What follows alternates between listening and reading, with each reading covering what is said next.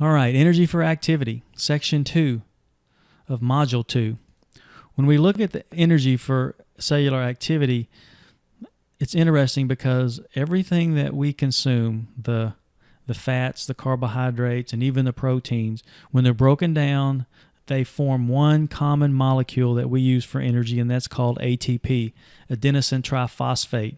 It's the source of all energy used at rest and during exercise. Sometimes I call, and that's why you see the money here, sometimes I call ATP the energy currency of the cell, because that's the only thing that our body uses.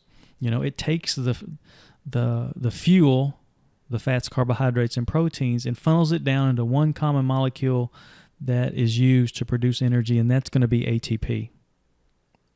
Here's what we know. We have a certain amount, a small amount of ATP that's stored in our body at one time. If I had a glass, about 4 to 6 ounces, that's about as much ATP as you have stored in your body at one time. So we don't store it to any extent, and that's the reason it must constantly be regenerated, where you're breaking energy down from ATP to ADP and releasing phosphate and energy to do work. And then we have to regenerate that ADP into ATP. And here's the structure of ATP. If you look at it, I'm not going to get into all this, but you see there are 3 phosphates, 1, 2, 3. And when we cleave off this terminal phosphate, or we break this terminal phosphate off, this bond here, as we do that, we release the phosphate, the inorganic phosphate, but we also release energy to do work. And that's all the cellular work in our body, which includes muscle contraction.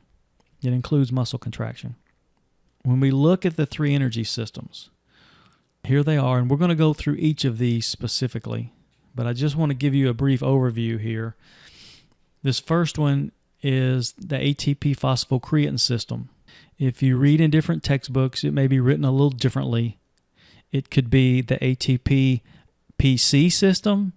It could be the ATP CP system. So these may be rearranged a bit, but they mean the same thing. Sometimes it's just called the phosphagen system, okay, because you're transferring these phosphates, if you will, from ADP to form ATP.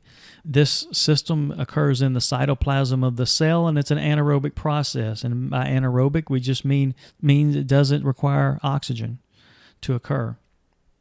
And then the next system is the glycolytic system.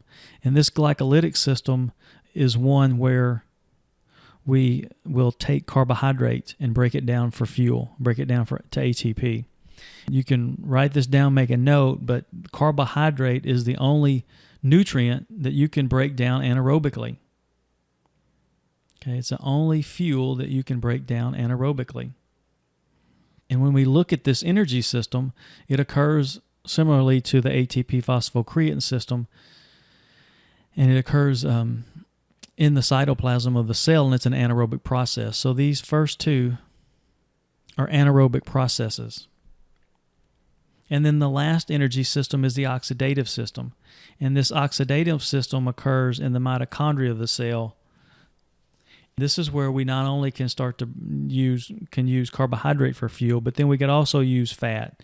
And that's going to provide us with a lot of energy. Remember, back in school, you learned the mitochondria is the powerhouse of the cell. That's because we can provide and produce so much energy in that mitochondria. You could also break down protein if necessary, but in most cases, we use very limited amounts of protein for fuel. But this is called an aerobic process. When you hear the word aerobic, it just means we're going to use oxygen as part of this system, and then it also means, for fuel-wise, that we're going to use fat for fuel, and that's going to be important. All right, so before we jump into the specifics of each individual energy system, let's talk about the different types of athletes. And as I said before, athletes train energy systems. And so what I've got on the left and right here, so on the left, this is one end of the spectrum. We've got the strength and power athletes. And then on the other end of the spectrum, we got the endurance athletes. And oftentimes when I do these seminars live, I will ask participants, give me the most extreme strength and power athlete you can think of. And so what do you think? What's the most extreme strength and power athlete that you can think of? Oftentimes I'll get the most extreme to me would be a power lifter, right? Because that's their only job is to lift a lot of heavy weight. That would be a good one. Some people would consider maybe even a bodybuilder as one. I've even gotten CrossFitters. If you're looking at a continuum here, of strength and power on one end, so you got your power lifters and your bodybuilders and your CrossFitters on one end, and you got your endurance people. So on the other end, what's the most extreme endurance event that you can think of? Oftentimes here, Ironman triathlon, and I've done 9 Ironman triathlons, which, can take anywhere from 10 to, 15 hours. There's 17 hours. You have 17 hours to complete this thing. And that's definitely an endurance event. No question about it. But, when I think of extreme, I guess as you might want to describe it, there's several different levels of crazy. I definitely am at one level, but there are other people I think that are even more extreme.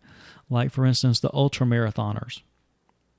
If you were to think of what the most extreme endurance event could be, these ultra marathoners that run 100 miles or even further, right? And usually the cutoffs are anywhere from 30 to 40 or even maybe more hours. We're not talking minutes, we're talking hours here to complete these events.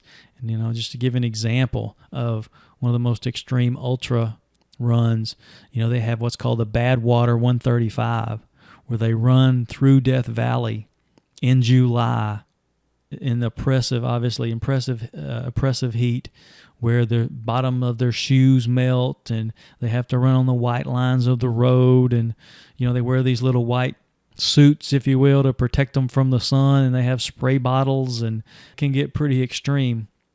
And that's running. But, there are other endurance events where people are cycling across the United States, or maybe you've heard of Diana Nyad, who swam from Florida to Cuba. That's pretty extreme also. So I just wanted to show you that and these athletes train differently because there's something called metabolic specificity. When these athletes are training, they are training their energy systems to perform.